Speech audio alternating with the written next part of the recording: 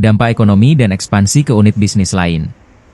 Kala Toyota Goa menjadi cabang pertama di grup Kala yang mengadopsi PLTS atau berkapasitas 25,74 kWp, diproyeksikan menghemat biaya operasional sekaligus kurangi jejak karbon.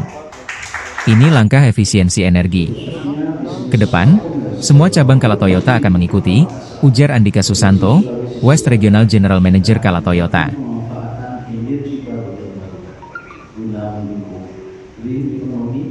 Sehingga pemanfaatan EBT ini dapat terus diwujudkan.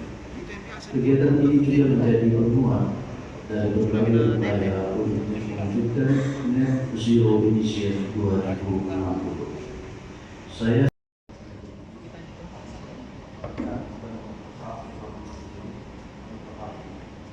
ini latar-belakangnya macam ya.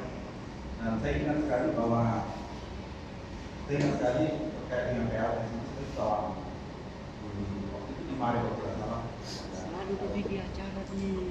Yang sudah melakukan ABCD itu kita mengajak seluruh komponen masyarakat, langsung pemerintah karena partnershipnya harus berjalan bersama-sama, bukan hanya dengan swasta tapi swasta yang pemerintah, terutama pemerintah saya kira pemerintah penting sekali bukan sekedar public relation.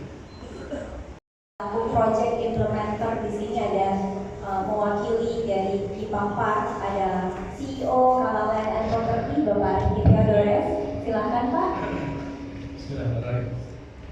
Yang saya hormati mewakili ASDM dari Provinsi Sulawesi Selatan, mewakili Holding Kala Group Pak Subhan, Pak Reza dari Suryanesia. Beroperasi. Oke, mantap. Untuk foto bersama sekali lagi mohon bergabung Aji dan founder dari teman-teman. Zero emisi, zero emisi. Zero emisi. Semuanya kira-kira di nomor berapa? Ya kan, rata-rata udah beres 100% ya Pak. Kemarin kita juga mengurus untuk perizinannya dengan pihak SDM dan juga di semua dengan Lampung. Oke, sudah terjawab. Selanjutnya pertanyaan kedua silahkan. Oke. Kan untuk yang di Toyota Goa kira-kira 35 juta per tahun. Secara persenan. 35% tadi ya Pak Andika sempat mention ya Pak ya. 35%. Sekitar 35%. Ya, untuk detail sebenarnya nanti ada di press release ya rekan ya. Download Tribun X sekarang. Menghadirkan lokal menjadi Indonesia.